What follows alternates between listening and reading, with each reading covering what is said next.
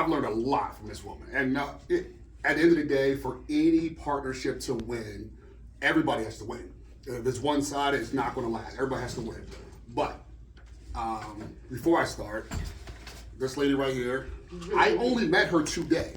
But I can tell you, I've driven in my car and I've listened to her Facebook Live and learned so much. So I appreciate that. I never even met her till today. Appreciate that.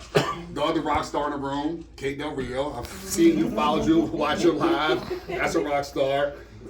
My business partner and agent, Michael Chan. So he's a good realtor. I don't know much about her yet, but he's and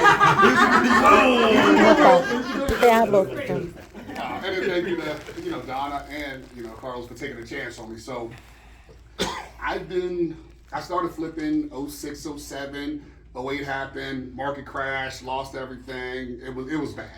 So I started back again probably 6, 7 years ago. Lived in Lebanon. I was working in Lebanon. My problem was I had to use institutional hard money because in Lebanon County there's some private money lenders and there's some flippers, and they would shut the doors to me. And the last straw was one of my buddies, no experience. I brought him out here. I had a flip, and I was just like, you can have it. It was under contract. I got my finance, and you can have it. And he did the flip, first flip ever. Then he goes back to Lebanon and goes to the private money lender, and they say you can have whatever you want. So he's like, okay, can I bring my mentor Jay? And they were like, no, we won't lend to Jay. So that was the last straw for me. So I kind of brought my time, energy, and resources to Harrisburg. And it's a community that has a lot more diversity. My goal is I'll help anybody, I'll sell to anybody, but I want to help people that look like me achieve home ownership, because the disparity in minority home ownership is drastic, and for a plethora of reasons. So you can either talk about change or you can be the change. My mother taught me to be the change you want to see. So that's kind of my story. One of my clients actually brought her into my office to fund a deal for them, and we kind of sat there. First time I ever met her.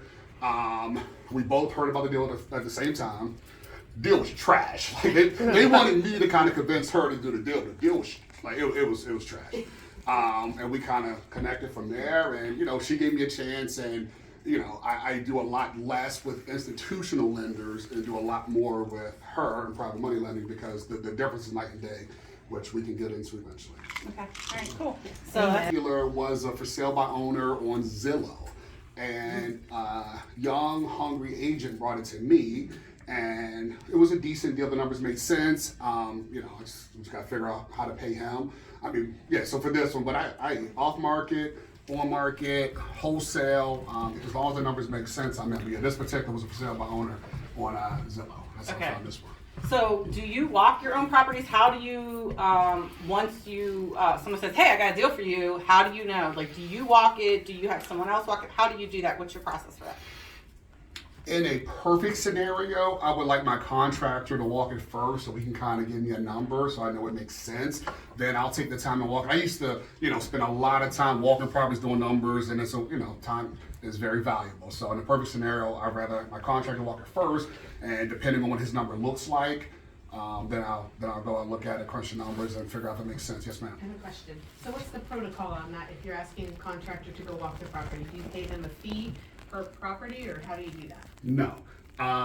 He just knows. I've never paid, and I know people that do. I never would. At the end of the day, if the numbers make sense, you get the job, and Okay. So yeah, I've never paid a contractor to walk a property. Okay. Thank you. Nor would I ever. How well, when you were doing your own sort of estimating, are you happy with your estimating number, or did you overestimate or underestimate as compared to having a contractor do it? So there was definitely a learning curve.